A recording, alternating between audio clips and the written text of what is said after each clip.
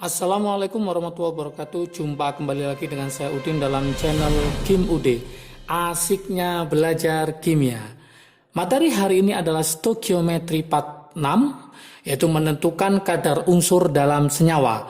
Sudah saya bahas di video sebelumnya, stoikiometri part 1, part 2, part 3, part 4, dan part 5. Nanti link deskripsinya akan saya taruh di bawahnya ya. Jangan lupa pelajari mulai part 1 sampai part 5 supaya nanti menjadi satu kesatuan untuk bisa menghitung perhitungan kimia yaitu stoikiometri. Oke, apa aja yang ada stoikiometri part 6 ini judulnya sudah saya omongkan tadi yaitu menentukan kadar unsur dalam senyawa. Berarti dalam senyawa kita akan menghitung berapa sih kadar unsur masing-masing. Ya. Oke, tanpa berlama-lama, seperti biasa jangan lupa like, subscribe, dan komentarnya. Juga lonceng ditekan supaya tidak ketinggalan video terbaru dari Kim UD. Oke, kita mulai. Senyawa kimia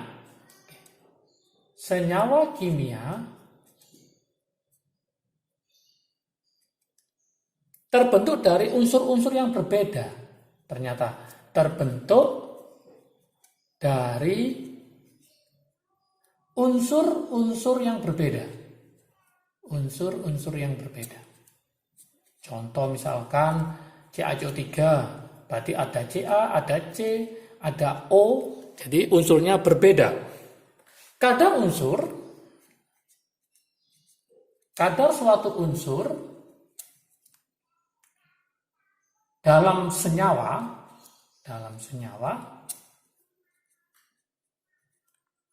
dapat ditentukan dengan rumus sebagai berikut. Jadi dapat ditentukan dengan rumus sebagai berikut. SPB. Gimana rumusnya? Yaitu berat unsur, saya buatkan ya. Berat unsur dalam senyawa jelasnya ya, dibagi beratnya senyawa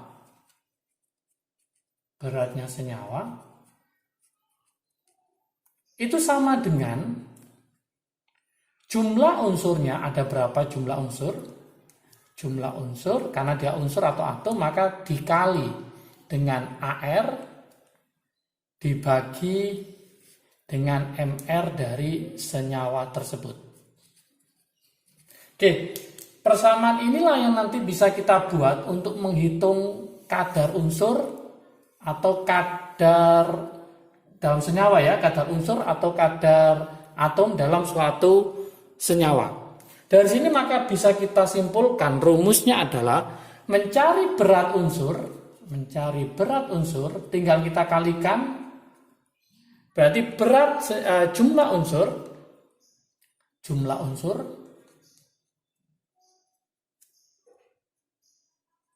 dikali AR-nya dibagi MR senyawa dikali berat dari senyawa tersebut. Itu kalau dalam bentuk massa. Kalau dalam bentuk persen bagaimana? Maka sama, yaitu persen suatu unsur, jelasnya dalam senyawa ya. Dalam senyawa sama rumusnya. Berarti jumlah unsur dikali AR-nya dibagi MR dari senyawa dikali 100%. Oke. Inilah yang akan kita buat untuk mengerjakan contoh-contoh soal. Lah, kegunaannya untuk apa? Nah, persamaan yang didapatkan ini kegunaan dari persamaan di atas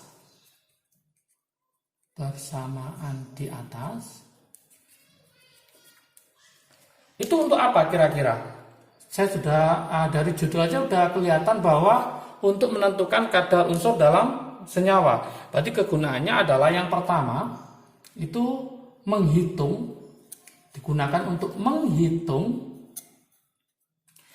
apa? Yaitu massa atau persen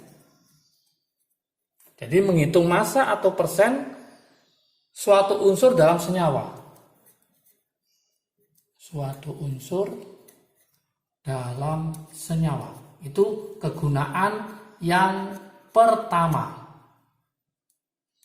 Kegunaan yang kedua adalah menghitung jumlah atom. Jadi bisa untuk menghitung jumlah atom.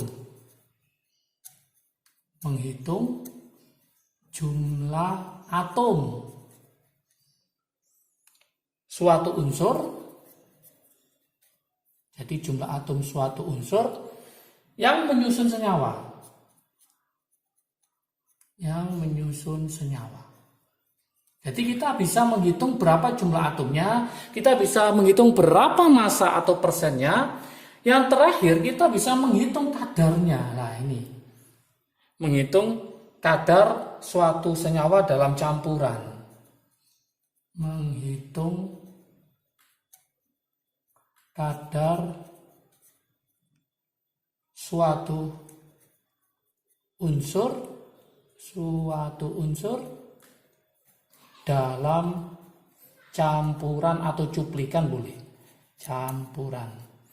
Jadi kegunaannya dari persamaan ini yang saya turunkan, ini kegunaannya bisa untuk menghitung massanya atau persennya, atau menghitung jumlah atomnya atau jumlah unsur yang menyusun senyawa.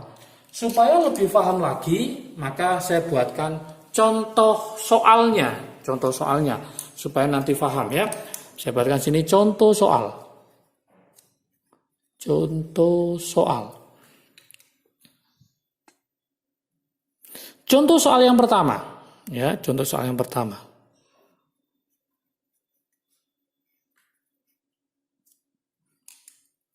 Berapa massa aluminium Al dalam 34,2 gram Al2SO4 3 kali. Dengan AR-nya si Al itu sama dengan 27, S-nya 32, dan O-nya sama dengan 16. Oke, gimana solusinya? Nah, solusinya maka kita, karena ditanyakan massa, maka kita pakai rumus yang ini. Oke, dari situ maka kita bisa mencari rumusnya, yaitu mencari massanya si Al. Ada berapa ALK di sini? Ternyata ada 2 AL di sini. Berarti jumlah atomnya ada 2, maka kita tulis 2 kali AR-nya dari si siapa? AL kan yang ditanyakan, dibagi MR dikali massa dari senyawa tersebut. Nah, massa dari berat senyawa tersebut berapa? 34,2 gram. Berarti langkah pertama teman-teman harus bisa menghitung berapakah MR dari Al2SO4 3 kali. Ya, kita hitung bareng-bareng ya. Oke, berarti AL-nya ada 2, berarti nanti 2 kali 27 ya. Nah, berarti nanti hasilnya 2 dikali 27 ditambah 3 kali S-nya tadi 32 ditambah 4 kali 3 12, berarti nanti 12 dikali O-nya 16. Oke, 2 kali 27 ditambah 3 kali 32 ditambah 12 kali 16. Nanti ketemu adalah 342. Dari sini maka kita masukkan ke rumusnya, berarti mencari massanya AL adalah 2, AR-nya AL adalah 27 dibagi MR-nya dari senyawa adalah 342 dikali 34,2 gram. Udah kelihatan di sini ya, hasilnya adalah berapa? 2 kali 27 berarti 54 ya, sama dengan 54. Ini kita coret sama ini, berarti nanti ketemu 0,1, 54 kali 0,1, maka ketemu 5,4 gram. Sangat mudah sekali ya. Oke, contoh yang pertama. Sekarang contoh yang kedua. Contoh yang kedua seperti ini. Nikotin. Nah, nikotin nikotin yang memiliki MR 160, misalkan ya, memiliki MR sama dengan 160, mengandung unsur nitrogen, misalkan ya, unsur nitrogen, nah, misalkan 17,5%. Yang diminta adalah berapa jumlah atom nitrogen yang terdapat, jumlah atom nitrogen yang terdapat dalam setiap molekul nikotin. Dalam setiap molekul dari nikotin. Ada berapa nitrogennya? Ingat AR-nya si N adalah berapa, masih ingat? Yaitu 14. Oke. Gimana solusinya? Nah, ini saya buatkan solusinya. Kita pakai apa ini? Pakai rumus yang ini. Karena apa? Dalam bentuk persen. Berarti bisa menghitung jumlah atom suatu unsur yang menyusun senyawa. Nah, karena pakai persen, maka kita pakai rumus yang ini. Persen unsur dalam senyawa sama dengan jumlah unsur kali AR dibagi MR kalikan 100%. Berarti kalau kita tulis di sini rumusnya, mencari kadarnya si N itu sama dengan jumlah atom N dikali AR-nya dibagi MR dikali 100%. Tinggal kita masukkan kadarnya N tadi berapa, yaitu 17,5%. Jumlah atomnya ditanyakan, saya misalkan X dikali AR-nya adalah 14 dibagi 160 MR-nya kali 100%. Oke. Berarti mencari X sama dengan, ini kita coret aja persenannya ya. Berarti 17,5 dikali 160 dibagi 14 dikali 100. Ini ketemu 2.800, yang ini ketemu 1.400. Kalau kita bagi maka ketemu berapa? Ketemu 2. Oke, inilah jawabannya. Berarti ada 2 atom atau dalam nitrogen. Ada 2 atom dalam nikotin. 2 atom nitrogen dalam nikotin.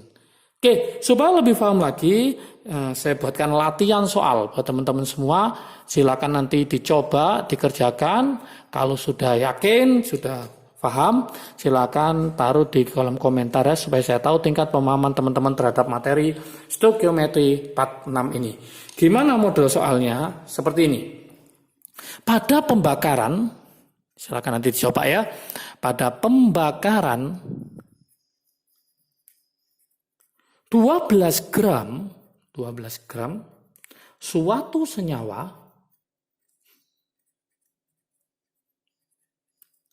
karbon ya, senyawa karbon itu senyawa yang mengandung C, H, dan O ya, dihasilkan 22 gram gas CO2. Masih ingat AR-nya C sama dengan 12, AR-nya O adalah 16. Yang ditanyakan adalah kadar, nah ini, kadar unsur karbon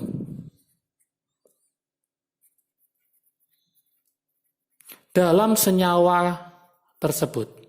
Dalam senyawa karbon ya, dalam senyawa tersebut.